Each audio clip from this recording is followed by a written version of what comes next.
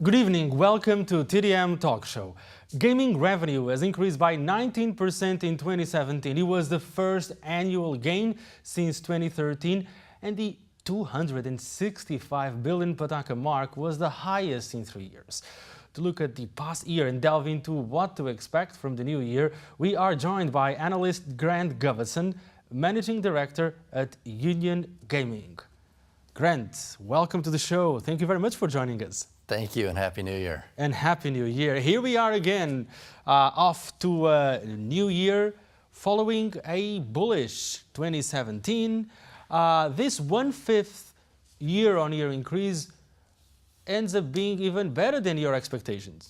That's right. I mean, 19% year-on-year in 2017. I believe we were probably around 10 or 12% when we started 2017 in terms of our growth expectation, which at the time felt reasonable and also positive, and it exceeded those. And of course, much of that was on the heels of a rebounding VIP customer. And that leads me to the next question. One could say that the market has fully internalized the impact of the anti-corruption campaign and the tighter rules on junket operations. I think that's right. After we had a 3-year downturn, as all of that was internalized, we've churned through that. That's the good news. And I think what we're seeing now is a much stronger, healthier VIP junket system than when all of this began. Obviously, there's been a lot of consolidation of the junkets. Sun City is now the #1 by a wide margin. Call it 40 to 50% market share of VIP junket business. That's a really big number. They control something like 20% of the entire GGR, gaming revenue in the market. That's pretty remarkable. But I think the point is they've come out more mature, more balanced, making, I think, better business decisions. So, while there's a lot of liquidity, for instance, in the market, that is, of course, driving the VIP revenues, they're not splashing it around like they might have in years past, where we would have seen 40, 50, 60% growth on a year-over-year basis. It was much more measured, and I think that's a good thing. A year ago, my first question was how sustainable was the recovery back then? Let's take note of the following, because year-on-year monthly growth kick-started by mid-2016, and it's been like that for 17 to 18 straight months. So one could say that there's been a certain degree or high degree of sustainability, right? And what about the way ahead? I think that's exactly right. And in fact, there's been some acceleration too in that recovery, as we've seen the growth rates on a year-over-year basis kind of accelerate. The stability, I think, is key. You're absolutely right. And a lot of that, we'll call that's the mass market anchored recovery, not leading the recovery, but anchoring it, simply because the mass market, that's where most of the profits lie for the casino operators. And so what we've seen is a very stable, call it 10 to 15% mass market growth on a year-over-year basis, month after month after month. And that's not only good simply from a diversification standpoint, and the government wants to see that, but it's great for the bottom line of the casino. So, as we look forward, it feels like that should continue for the foreseeable future, this kind of 10% plus mass story. And that's, I think, really good for the casino operators and for the market as a whole. Isn't that surprising that we have witnessed this 19% increase for the whole year of 2017 without a single major property opening its doors for business? Because we used to have that new property impact. We had with Parisian in 16 and also Wynn Palace. But 17, we had smaller scale casinos opening, such as Legend Palace, and also Royal Dragon, right? That's right. We did. We had those two small ones, but there were no large-scale casino openings in 2017. Although you could say, look, Parisian and Wynn Palace both opened towards the end of 2016. So some of that was in 2017. But look, I think the good news is a lot of 2017 did not have a new casino in the comp, and it still grew so nicely. And that really says, hey, the new supply is being absorbed pretty quickly. The new supply is already showing a, call it 10 to 15% return on investment only after being open about a year or so. That's not bad. That would lead us to another wider discussion on a transition from a mostly supply-driven model into a more nuanced model because if you have fewer properties open its doors, and we only have a couple of more in the coming year or so, then it's a bit of a different picture, right? No, it sure is. And yeah, there's not limitless land here in Macau to develop. And so to your point, we will see MGM open later this month, and then Grand Lisboa Palace probably sometime next year is our view. Galaxy, of course, is building other phases, but there's no timeline on that, and it certainly won't be this year. So yeah, it's a very different ballgame in the future where the growth will come from increased visitation, better marketing programs, non-gaming amenities, et cetera, driving people to the market rather than just, hey, here's a new building, let's go check it out. Mm-hmm. That's right. Still looking at 2017, let's break it down. VIP mass market. Mm-hmm. Which was the main propeller behind this growth rate? Well, in 2017, both equally? No. Well, it depends if you're talking about revenue or profits. But you know, if you look at revenue, if you look at the revenue side, profit surely is mass market, I guess. Sure, right? that's absolutely right. You look at the VIP side; it certainly outgrew mass market by a notable margin in 2017. Obviously, 2017 began with mass market out in front, and then VIP really caught up quick. You know, by the second quarter, it was growing at a much faster rate, and in the third and fourth quarter was the same thing. So it was definitely a VIP-led growth story in 2017, and I think here we are, early 2018. That's been maintained. Now, it can't go on forever. But I think what you're going to see for most of 2018 is solid mass, call it 10% or better, and VIP somewhere between, call it 15 and 20%.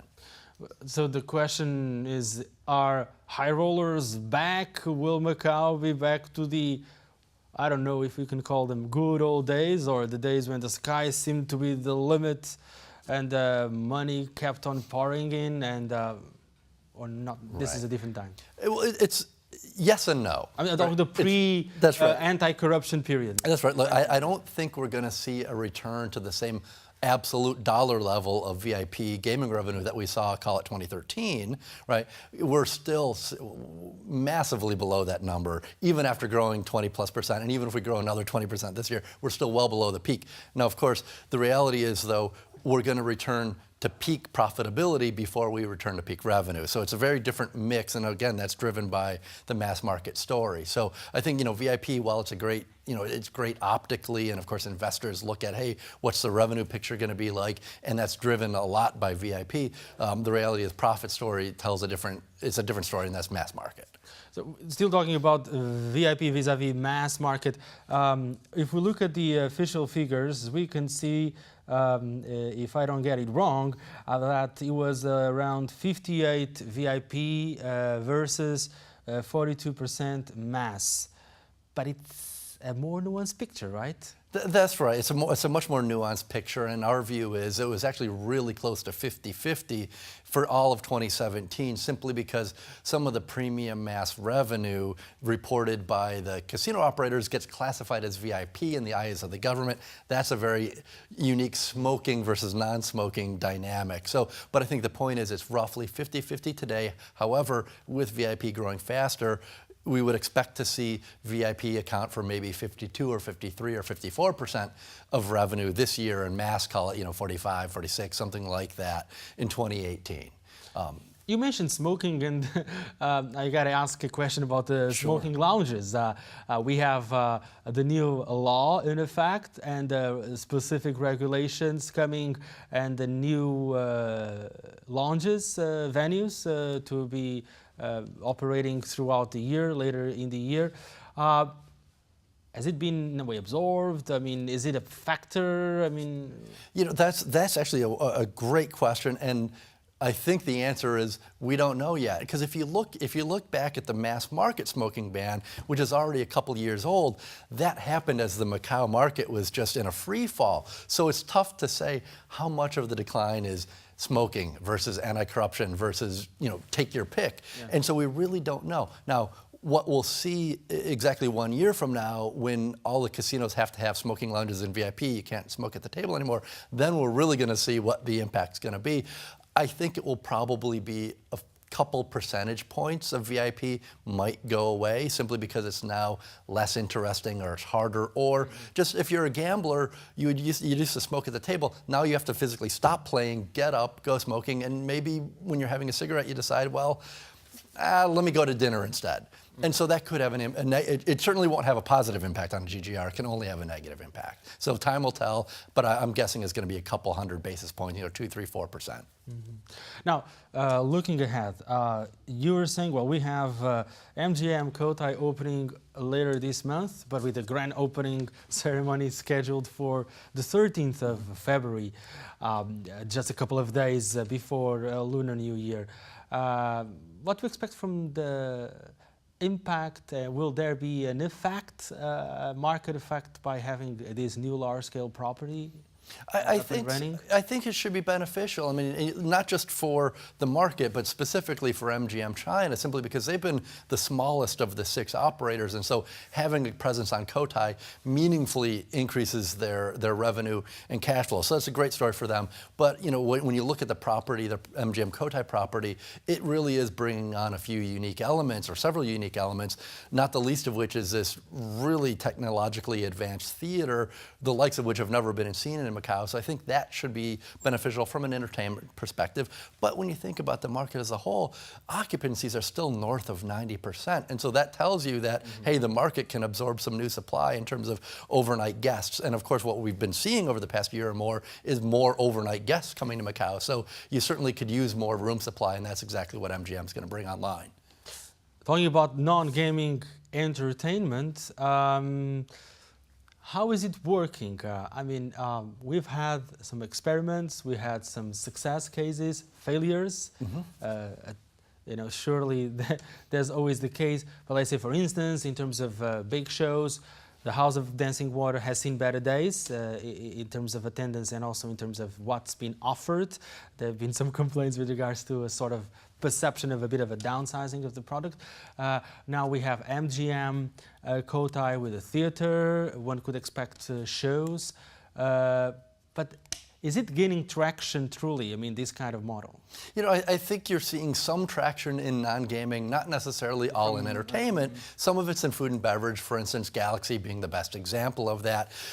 You could say, hey, look, the reality is House of Dancing Water, it's not a new show, right? And so perhaps that's why you're seeing what you're seeing these days. So I think what we need to see in Macau is something fresher, and time will tell what will be on offer at MGM, but certainly it's bringing something new to the market, and I think that's a good thing, and they're trying, and that's step number one is, hey, let's give it a shot, let's see what happens. But the reality is F&B is a big part of the equation, interestingly enough, and certainly MGM's bringing some new concepts online. Galaxy's done a wonderful job of bringing new concepts online, and they've been stealing market share as a result. And now that Macau has earned this title of a city of gastronomy by UNESCO, I don't know, would casino operators step into it? No. No, I think they are. I think they are. I don't think there's any other city in the world that has as much, Michelin-starred restaurants as Macau, on a per person or whatever basis. It's pretty remarkable. But when you think about, why people are coming here, of course it's to gamble, but they want to be entertained, but they want to have a good meal, and the casinos are offering that. And SJM's always been wonderful in terms of F&B. Galaxy's stepping up their game. People are responding. What about retail? Isn't it all basically the same wherever you go? You get the same kind of package with a small, a bit of an adjustment, of course, to each property. Isn't there a need for something different? I suppose so. I'm the wrong guy to talk about retail. Yeah. But sure, you look at the malls that are the most successful, and you look at the Venetian, of course, being the most successful, and it is not a strictly high-end mall like you would see at most of the other properties, right? So clearly they're focusing on a certain customer base that's responded very well, continues to respond well. I'm not sure we need, the 20th Louis Vuitton store. Yeah, that would be the question that I would have in mind. Yeah, so I think casino operators need to be more focused, or just need to be more experimental, and just the cookie cutter isn't going to keep working, mall after mall after mall, and so they need to be a little more thoughtful, I think. And so I guess time will tell what we see in the future. And then after MGM Cotai, we'll have SJM's very first Cotai property, Grand Lisboa Palace. We don't know yet whether it will open by the end of this year, sometime next year, and then it's going to be pretty much it in terms of the large-scale casino resorts in Cotai, right? That's exactly right. That Grand Lisboa Palace will be the last brand new, standalone, full-scale, whatever you want to call it, resort. We also have the Londoner, right? That's the rebranding. That's right. And quite frankly, look, you got to tip your hat to Sands because they're the only ones doing themed properties, and it works. I mean, the Chinese consumer still gravitates towards those, and especially European themes. So I think it's a really smart move on the part of Sands to do Londoner, especially at Sands Cotai Central, which really didn't have an identity before. So I think it can go nowhere but up based on this retheming. So that's a good news. And again, that kind of focuses the center of gravity right down the middle of the Cotai Strip. And again, Sands is the biggest beneficiary of that. What about SJM's Grand Lisboa Palace? You know, I think what I really like about that is the Lagerfeld and Versace towers. You know, as we've talked to Chinese consumers, they actually get excited because those brands mean something to them. So I think that will help the Grand Lisboa Palace, you know, quite a bit. Obviously, the geography is not as good as being on the center of Cotai. Yeah. That takes them away from it. But look, the reality is, they just need to get that property open simply because it will be transformational for the company. The biggest property they have now is Grand Lisboa, only about 400 hotel rooms, right? So they just can't compete effectively with the other 5 operators. So they just need to get that property open, period. And then we have other smaller properties already operating, newly opened, the cases of Legend Palace and Royal Dragon Casino, and also the 13, which is still a bit of a question mark looming in.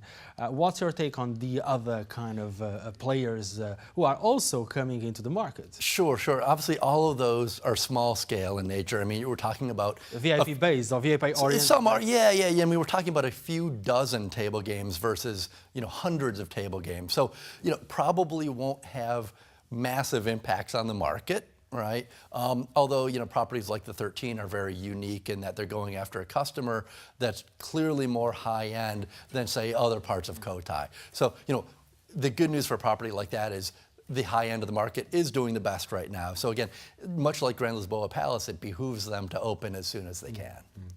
And I was mentioning Royal Dragon, and it was not accidentally, of course, because we would talk now about Chan Meng-kam's moves. He has acquired properties. There's a sort of cluster in the making in the Zapei district. What else could happen? Well, it's very interesting, right? Now he owns 3 properties in that Zapei district, as you mentioned. Golden Dragon, Royal Dragon, and he's just now acquiring Hotel Lan Kwai Fong with a casino. You know, I think that he's positioning himself to try to take advantage of the license, you know, rebid process that's going to be coming up in the next few years and potentially get a 7th gaming license. So, you know, he's in as good a position as anybody today to get that. Now, I have no idea if one will be issued or not, but he's certainly, I think, positioning himself for that potential eventuality, and I would have to assume that he would be a front runner for that license if it were to happen today. Would you expect another player like David Chow also to be eyeing something of the kind? Absolutely.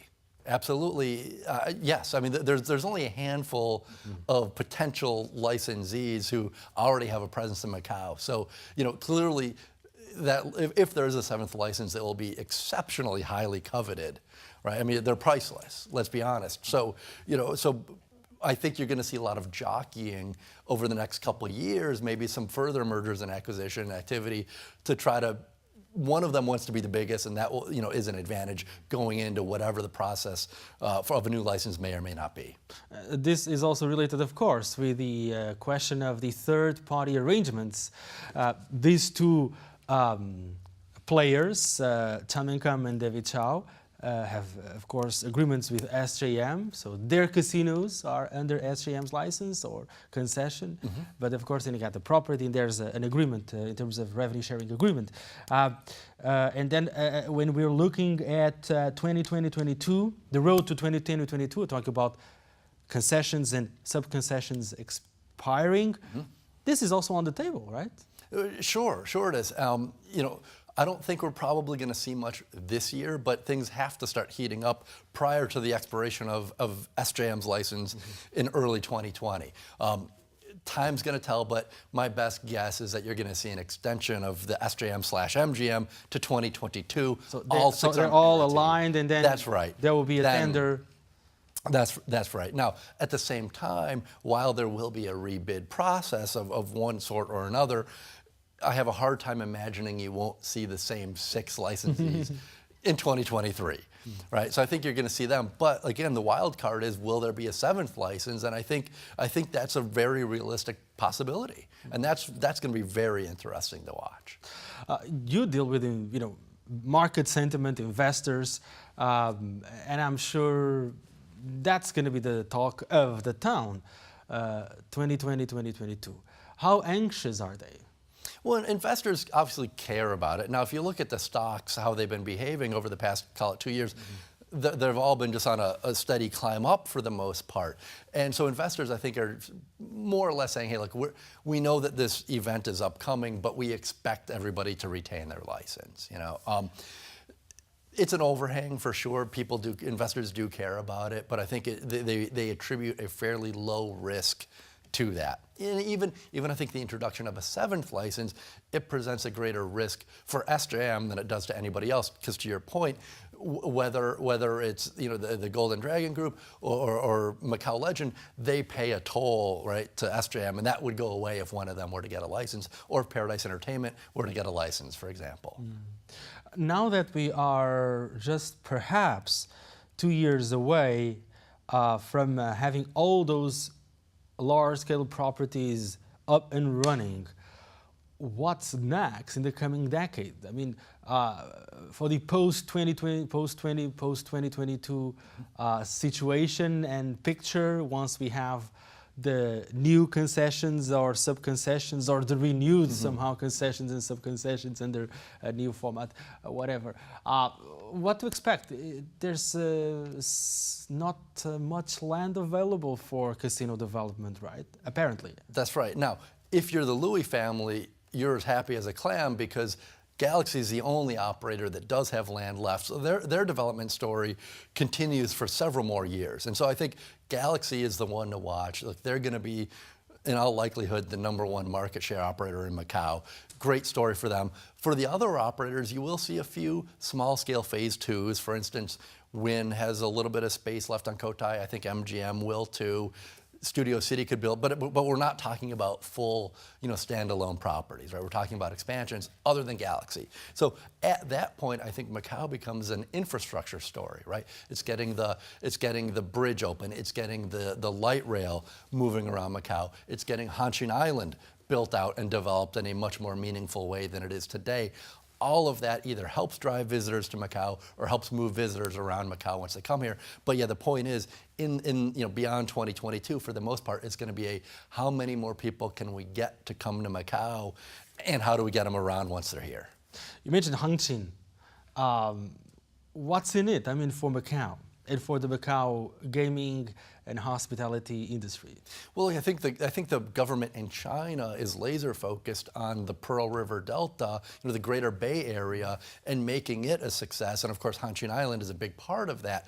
And of course, that you're taking that a step further is entertainment and family entertainment. So, I could see a day where Hanshin Island is Orlando, aka Disney World, to Macau's Las Vegas, right? But they're both next to each other instead of on the other side of the country. So I think you're going to see that kind of that 1-2 punch where Macau has the gaming entertainment, Hanshin has the family-friendly, the theme parks, the golf, you name it, and it's a one-stop entertainment shop for mainland China to come and enjoy, and that's a great story. It's a long-term story. It's a 10-year story, 20-year story, but it's a wonderful one. What about the bridge? The Hong Kong-Macau-Zhuhai Bridge, of course. Yeah, Can't wait for it to open. Best guess is going to be closer to the end of this year. Again, it's not going to have an overnight impact on Macau. I think the biggest impact that the bridge will have is on the MICE, so the convention and meeting space in Macau, but that's going to take years, I think, to really build up that business to where the likes of Sands and Galaxy, who will be building, large-scale MICE space, it's going to take years to get to where we want it to be. In the meantime, though, it does make the Hong Kong airport Macau's local airport, right? So you can basically hit anywhere in the world from Hong Kong, and so having it just 20 minutes away, that's a big deal, right?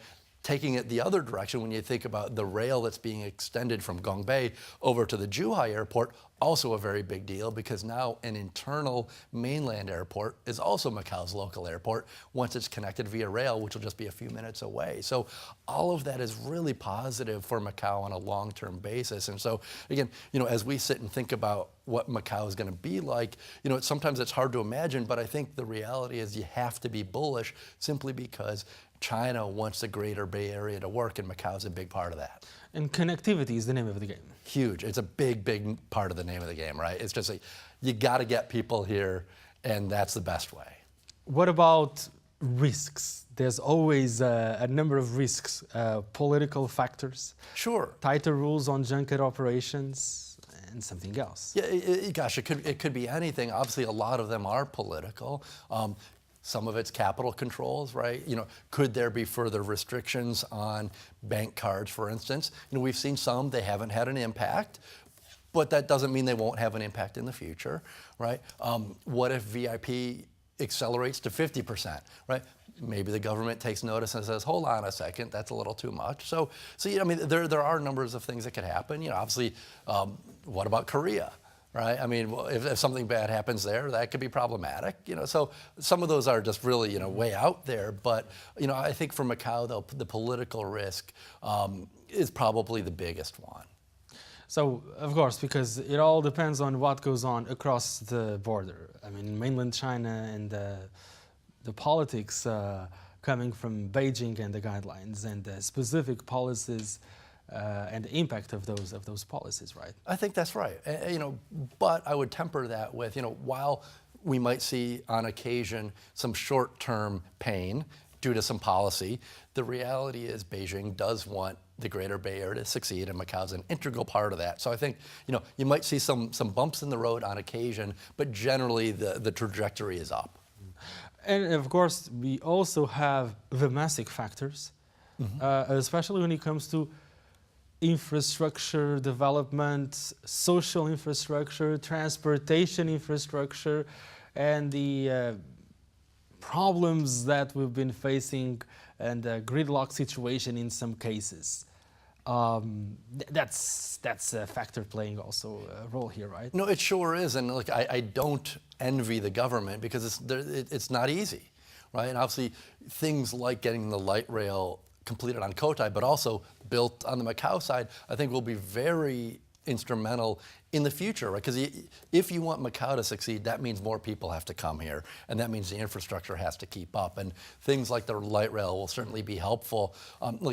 Time will tell. But obviously, there is a lot of work that needs to be done between now and call it 2022 plus, to get everything in place to be able to handle going from 30 million visitors to 40 million. To 50 million, or whatever the number might be. Obviously, if 50 million people came to Macau this year, it would be bursting at the seams. And like you said, there would be so much social disruption and resentment and all of that. It would be problematic. But the infrastructure can be put in place over a series of time to get it to, I think, more adequately handle that. And then, of course, the way regional integration will evolve will be a key in this respect. I'm sorry? Regional integration. Oh, yeah, absolutely, right? And the bridge is part of that. The relationship with Hanshin and Zhuhai and the Greater Bay Area, of course it is. And so, Macau has always been a very good team player, I think. And so that's the good news. And so, they're very close, with China, obviously, but that can only help. And so, but clearly there's going to be growing pains as infrastructure is built and digested and the kinks are worked out of the system. And look, it's going to be exciting to watch. one final question. You've been based in Macau for 8 to 9 years, am I right? This is year number 8 now. Year number 8. An auspicious Yes, number, indeed, I would say. And you've been basically optimistic and bullish because when it comes to Macau, right? I mean, even when we were facing a downturn, your take was never particularly bearish. Well, I mean, it was, I think, temporarily, but even during the height of the downturn, you know, having the advantage of living here, I mean, you know that it's going to recover at some point and grow. And so even as all the stocks had declined and as the gaming revenue is going down, we still had confidence that Macau was going to be fine in the long term. And it wasn't even the long term, it was just a year or so later. And here we are talking about 20 or 19% growth. That's an amazing story. And so, yes, we still remain very bullish on the future of Macau, whether you're talking about the near, medium, but especially the longer term. And with this, we wrap up our talk. Grant Govertsen, thank you very much for joining us. My pleasure. Thank you. Pleasure to have you on the show. Thank you. And to you at home, thanks for tuning in. We'll be back next week.